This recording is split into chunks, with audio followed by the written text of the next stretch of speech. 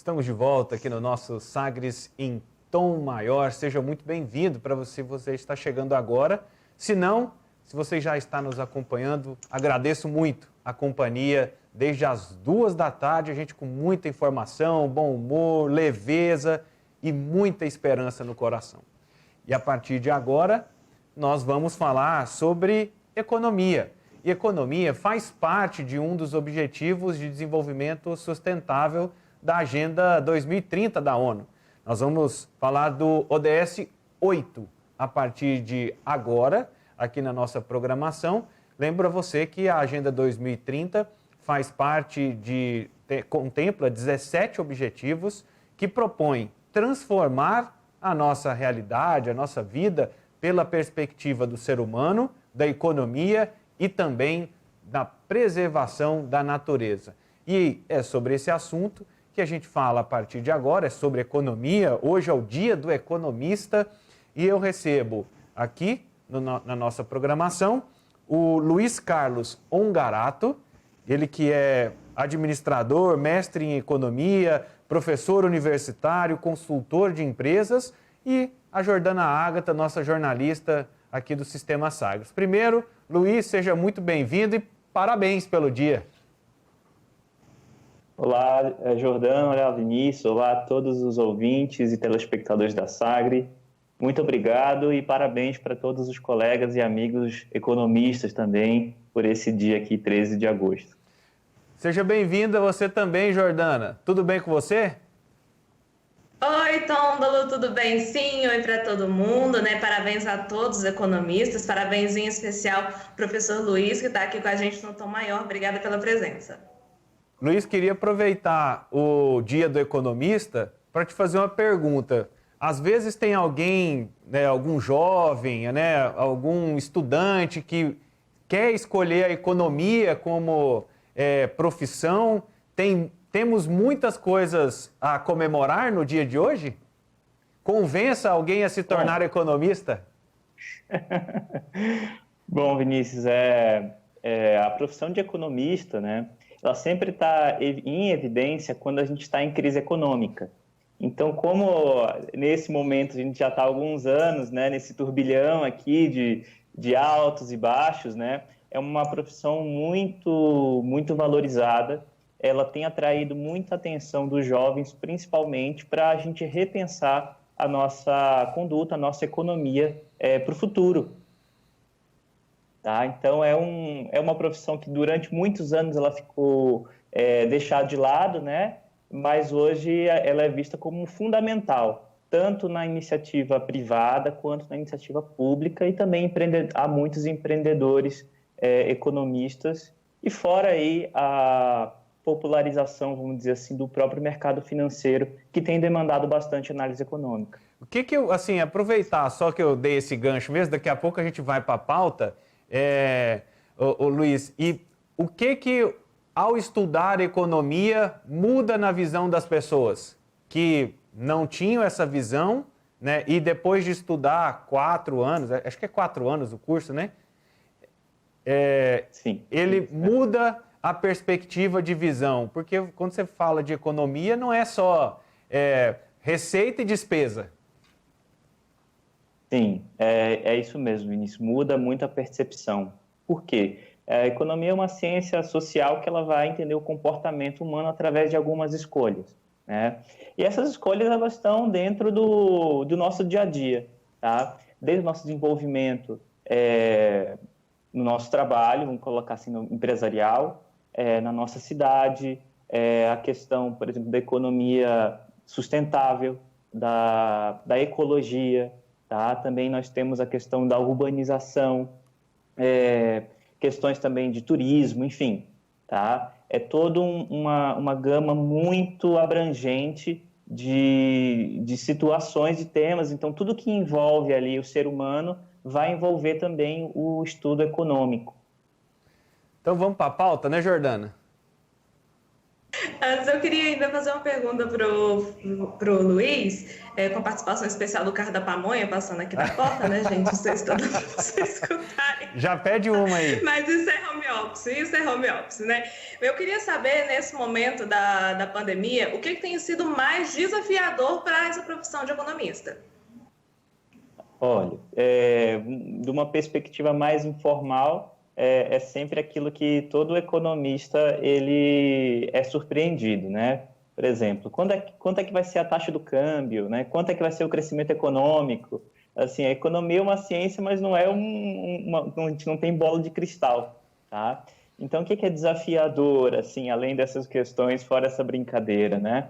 É a quantidade de incertezas dentro dos nossos cenários. Quando a gente tem muita incerteza dentro da análise econômica, acaba que nós não sabemos qual será o resultado disso, quais serão as tendências, né? Acaba que a gente fala que tem muito ruído na informação, que seria o quê? Muitas coisas que vão interferindo nesse cenário econômico, comportamental, que às vezes atrapalha um pouquinho a nossa avaliação, a nossa interpretação aí de maneira mais acertada. Jordana, o carro da pamonha faz parte da paisagem sonora do tema de hoje, porque ele também faz parte da economia. Isso é verdade. Só que podia passar depois, né? Ou antes do jornal. Ô Luiz, queria destacar com você o impacto, né? Tem um estudo da Federal do Pernambuco levantando que o impacto médio do auxílio emergencial de R$ 600 na economia brasileira será de mais ou menos 2,5% do PIB de 2019. O que isso significa? Bom, esse estudo feito pela Universidade Federal de Pernambuco foi encabeçado pelo professor Écio Costa, que foi meu professor também, quando eu estudei lá. E qual que é a fundamentação da gente entender, né? Qual é o papel do auxílio emergencial? Além dele dar suporte ao nosso sustento, nossas famílias, né? De todos os nossos cidadãos brasileiros, ele tem um papel fundamental no nosso PIB. Por quê? 65%, mais ou menos isso, cerca de 65% do valor do nosso PIB é através do consumo das famílias. O que é isso? É aquela transação diária que nós fazemos, né? Desde do nosso consumo dentro de casa até o que nós consumimos fora, né? Então, como grande parte desse dinheiro ele é diretamente utilizado, né? No consumo direto das famílias, ele acaba que tem esse efeito que a gente chama de efeito multiplicador. O que seria o efeito multiplicador? Ele é um efeito que, vamos supor, se você tem o seu ganho, por exemplo, seu salário ou seu auxílio que você recebeu de R$ 600, enfim, o salário que você tem. Quando você gasta esse dinheiro, você está alimentando uma cadeia produtiva. Tá? E pode ser desde um microprodutor de alimentos numa feira, né, local como a gente tem, ou o carro da pamonha, como é o caso da Jordana, que a gente vai lá comprar a pamonha, lá R$4, R$5, a pamonha 2, aí dependendo do setor, né? Você tem um impacto significativo que cada real que você vai gastando, ele vai se multiplicando. Então, não é somente a injeção direta de dinheiro, por exemplo, dos R$600, mas sim, esses 2,5% é o somatório de todo esse efeito multiplicador, esse ciclo econômico, né, que é um ciclo virtuoso aí, originado por esse consumo. E Luiz, dentro desse caminho que o dinheiro vai se multiplicando, esse movimento pode servir para tirar o Brasil da crise, por exemplo? A gente pode acreditar nisso? Talvez as pessoas que estejam nos ouvindo, não familiarizadas com a economia, né, com a ciência, com os conceitos, eles podem acreditar. Podemos acreditar que tiraremos o Brasil de uma crise, movimentaremos a economia pelo auxílio emergencial? É uma excelente pergunta, Vinícius. Muita gente pensa que apenas a transferência de renda, nesse caso, né, um programa de auxílio emergencial, ele é suficiente. Não, ele não é suficiente. Qual que é a finalidade dele nesse momento? É uma estratégia de curto prazo para que as pessoas tenham o mínimo de dignidade possível ali, né? Pessoas que foram demitidas do seu trabalho ou que estão, de repente, em trabalho informal e não teve mais a fonte de renda ou diminuíram seus ganhos, enfim, tá? Ele tem esse objetivo. Ele não tem um objetivo de desenvolver a economia, porque hoje a gente fala num déficit público na casa de 800 bilhões de reais. E essa transferência de renda, ela aumenta esse déficit, tá? Então, o que nós precisamos também é o quê? Aumentar o ganho, aumentar a renda, aumentar a receita. Ele é uma estratégia coordenada, sim, é muito válido, é um ponto positivo, tá?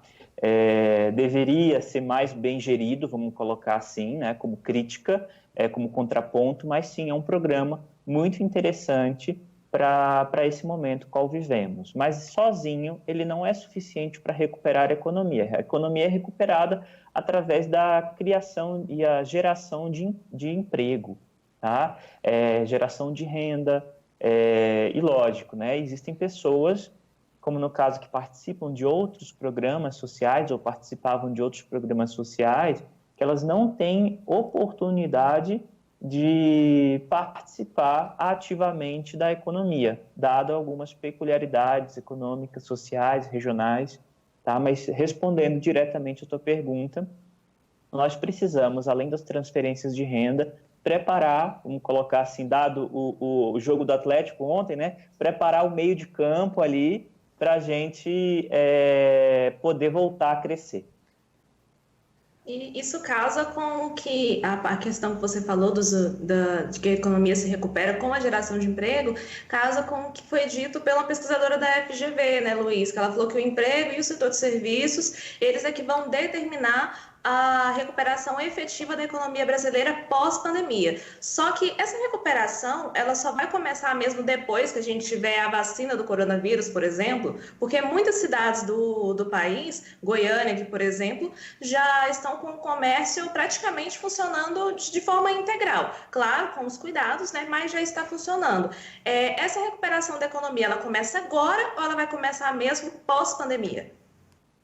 Bom, assim, o que a gente pode falar de recuperação, né? Atualmente, a gente está em minimização de perdas. Então, existem estudos que vão dizer que o nosso PIB, né, o nosso Produto Interno Bruto, é tudo aquilo que é produzido, né, e é brasileiro, né, são nossas riquezas, ele pode cair até 10%, quanto existem estudos também que falam que essa queda não vai ser tão acentuada, chegando aí a 4,5%.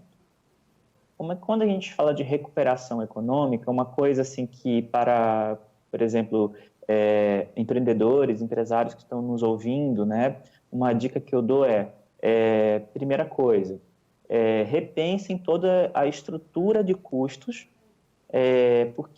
do seu negócio. Por quê? Apesar de, né, o comércio estar aberto, a gente não tem uma retomada da demanda. Tá? O que significa, por exemplo, se eu for do setor de serviços, por exemplo, de restaurantes e bares, né, que recentemente voltaram, estão seguindo protocolos. Eles têm uma limitação de espaço, além disso, existe uma incerteza em relação até ao próprio consumo. Tá? Então, por exemplo, os proprietários de bares e restaurantes, eles não podem dimensionar ou colocar assim que eles vão esperar ter os mesmos ganhos de antes da pandemia. Então, por esses ganhos não serem os mesmos esperados, eles têm que repensar o seu negócio, de repente mudando um pouco o modelo da empresa, repensando custos, enfim. Tá? Para aí, sim, no segundo momento, a gente, quando tiver a questão da vacina ou tivermos a pandemia sob controle, porque como o Brasil é muito grande, a gente vai tendo distintos focos, né? Então, em Goiânia as coisas estão um pouco mais controladas, mas em outras cidades do nosso próprio estado, elas não estão tão sob controle assim. Então, essa retomada econômica também ela vai depender do conforto que o consumidor vai ter ao consumir e também, lógico, como a gente já comentou, se ele vai ter renda. Então, por isso que essa questão da redimensionamento de empresas é fundamental para a gente poder viabilizar mais negócios. Luiz, eu não sei se você estava no dia, mas constantemente ali na sala dos professores, né, eu participava de algumas conversas com alguns colegas na faculdade que nós trabalhávamos juntos e eu instigava. Por que o governo não põe a Casa da Moeda para funcionar, gera dinheiro, gera papel moeda e distribui? Né? Porque seria uma forma de fomentar, de distribuir. Aí tinha quem acredita que isso gera inflação e gera um problema de consumo, porque aumenta a demanda, não tem produto, produto fica mais caro. A gente viu isso com respiradores, com materiais de EPIs, né, de equipamentos de proteção individual. Então a gente viu isso agora na pandemia. Uma procura muito grande, poucos produtos, o valor fica mais caro. Existe algumas ações que podem ser feitas de forma simples, que o empresário, às vezes, a gente vê muito empresário esperando uma ação, não só do governo federal, mas do estadual e também do municipal, de apoio, de ajuda. Existe algum movimento que deveria já estar acontecendo para essa retomada, para esse suporte, para essa ajuda, que até agora não ocorreu por parte do poder público? Perfeito, Vinícius. Então, vamos um pouquinho, vou tentar responder de uma maneira bem didática, né? Quando a gente fala de impressão de moeda, a gente está falando que existe uma possibilidade das pessoas terem mais dinheiro ou físico, né? Mais oferta de moeda, né? Ou via endividamento público, tá? Que seria o canal direto disso. O que seria? O governo faria uma dívida e aumentaria crédito para as pessoas, aumentaria disponibilidade para as pessoas, tá? Qual que é o problema dessa questão e por que nós não devemos ainda, tá, ir por esse caminho? Como a nossa economia, apesar de estar abalada, tá, nós temos pilares bastante sólidos, como, por exemplo, o nosso pilar, né, de produção de alimentos, né, de grãos, que tem um fator de consumo base, tanto no Brasil quanto também de exportações, tá? A nossa economia como um todo, ela tem uma solidez que ainda, né, não é necessário uma intervenção. Porque, na minha opinião, né, existem outros colegas economistas que podem discordar, enfim, como você mesmo pontuou, tá? Porque, de acordo com a dose desse remédio de aumento do crédito, por exemplo, a gente pode gerar inflação. Mas qual que é o contraponto disso? Fala-se que o consumo está tão baixo, a inflação está tão baixa que há essa margem, tá? Mas daí vai o quê? A estruturação. Acho que a gente tem outros caminhos que precisam ser...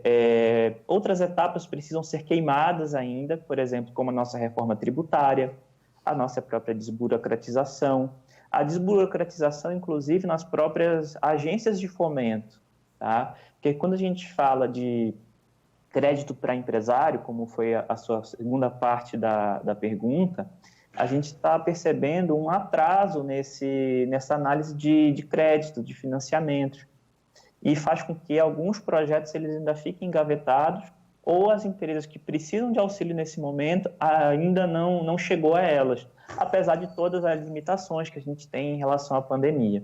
Tá?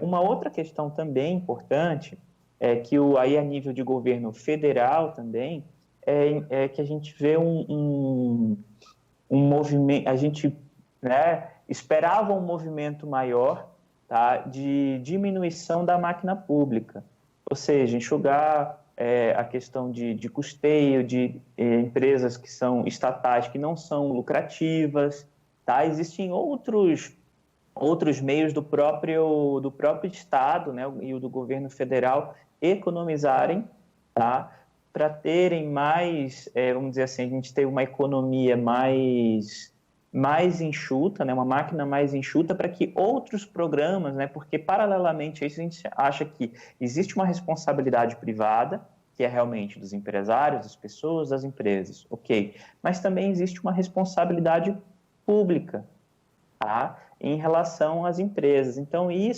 essa questão, por exemplo, da velocidade da análise do crédito, ela vai ser fundamental nesse momento, tá, do que impressão de moeda. Tá? Porque a gente precisa dar um choque de crescimento e não somente de consumo. Entendi. Boa explicação. Agora me clareou. Eu até, assim, eu tô com o meu tempo apertado, mas assim, me surgiu uma pergunta que eu tô com essa dúvida já tem um tempo e até agora não consegui.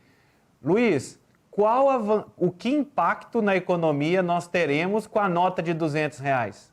Além de ser o lobo-guará ou o cachorro caramelo? Mas assim, qual que é o impacto da nota? Assim, o que a gente vai ver de novidade, a não ser a dificuldade do troco? Bom, a gente não tem nenhuma, vamos colocar assim, nosso cotidiano, nós cidadãos comuns, nós não temos grandes impactos. A questão é que, qual foi a justificativa do Banco Central? A necessidade das pessoas guardarem dinheiro em casa. Existe um movimento aí de instabilidade, de insegurança, instabilidade mais emocional nas pessoas, né? Nesse momento de crise, de guardar dinheiro, tá? Mas que não é uma coisa muito interessante de fazer nesse momento, guardar dinheiro em casa, por questões óbvias, né? De rendimento, de segurança e tudo mais.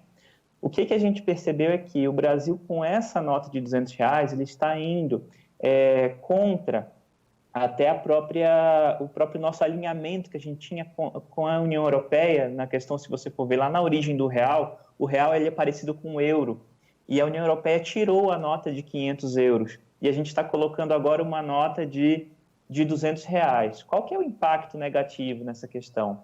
Por exemplo, até a nossa questão de transparência, né? Porque a gente teve vários escândalos de corrupção que, enfim, existe aí dinheiro físico, né? Notas, cédulas, né? De reais aí circulando nesse mercado paralelo, vamos colocar assim, tá? Então, vai contra qualquer modernização, porque eu tenho certeza que grande parte dos nossos ouvintes tem cartão de crédito, tem cartão de débito e utilizam muito mais meios eletrônicos ali de pagamento.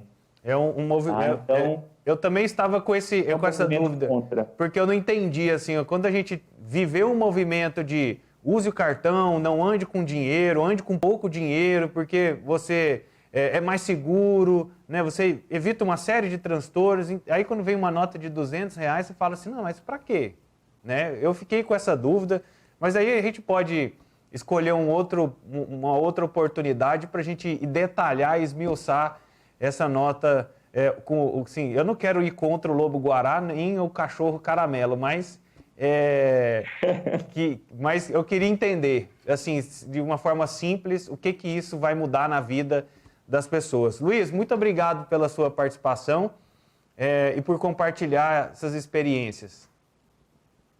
Muito obrigado, Vinícius. Muito obrigado, Jordano. Eu agradeço também todos os nossos ouvintes e espectadores aí do YouTube e também de Aparecida. Valeu, muito obrigado. Obrigado para você também, Jordana. Até amanhã. Eu que agradeço, Tôndolo. Grande abraço a todos. Tchau para você, professor Luiz. Bom dia do economista e até amanhã. No Dia do Economista, a gente trouxe o Luiz Carlos Ongarato, ele que é administrador, mestre em economia, professor universitário, e a gente falando um pouco sobre esse estudo da Universidade Federal do Pernambuco, né, sobre os impactos, né, medindo um pouco do impacto do auxílio emergencial na economia, e nesse levantamento mostra que a região Nordeste é a que tem o maior impacto na economia. Então, também mostra a importância de manter uma política pública, né, de apoio assistencial nesse momento de muita dificuldade, consequência da pandemia do novo coronavírus. Nós vamos para o intervalo e a Letícia já chega aqui no nosso Sagres em Tom Maior.